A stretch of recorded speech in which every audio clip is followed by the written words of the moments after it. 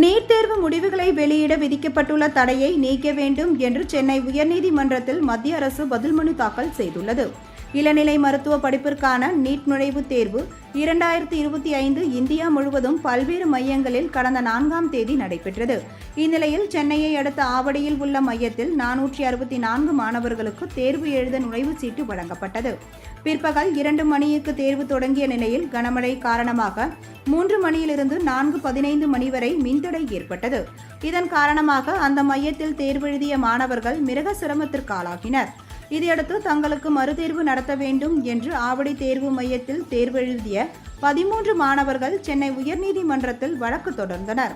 மின்தடையால் குறைந்த வெளிச்சத்தில் தேர்வு எழுதியதாகவும், கவனச்சிதறலால் முழு திறமையுடன் தேர்வு எழுதவில்லை என்றும், தங்களுக்கு மறுதேர்வு தேவை எனவும் மாணவர்கள் தங்களது மனுவில் தெரிவித்திருந்தனர்.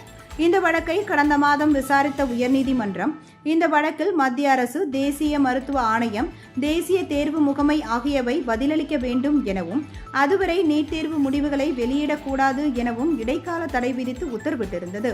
இந்நிலையில் இந்த வழக்கு நீதிபதி சி. குமரப்பன் முன்பு நேற்று விசாரணைக்கு வந்தது. அப்பொழுது மத்திய அரசு வழக்கறிஞர் ARS சுந்தரேசன் ஆஜராகி மழை காரணமாக மின்சாரம் துண்டிக்கப்பட்டதாக கூறப்படும் நிலையில் நீட் தேர்வு எழுதிய மாணவர்களுக்கு மின்தடையால் எந்த பாதிப்பும் ஏற்படவில்லை எனவும், அவர்கள் யாரும் அப்பொழுது இது தொடர்பாக எந்த புகாரும் அளிக்கவில்லை எனவும் தெரிவித்தார். மேலும் அந்த தேர்வு மையங்களில் தேர்வு எழுதிய மாணவர்கள் பெரும்பாலான கேள்விகளுக்கு பதிலளித்திருப்பதால் நீட் தேர்வு முடிவுகளை வெளியிட விதிக்கப்பட்ட இடைக்கால தடையை நீக்க வேண்டும் என்றார். அப்பொழுது மின்தடை காரணமாக எந்த பாதிப்பும் இல்லை என்பதற்கும், போதிய வெளிச்சம் தேர்வு மையத்தில் இருந்தது என்பதற்கும் நிரூபிக்கும் வகையில் CCTV சாட்சிகளை தாக்கல் செய்ய உத்தரவிட வேண்டும் என மனுதாரர்கள் தரப்பில் கூறப்பட்டது. இருதரப்பு வாதங்களையும் கேட்ட நீதிபதி வழக்கின் தீர்ப்பை ஜூன் 6ஆம் தேதிக்கு ஒத்திவைத்து உத்தரவிட்டார்.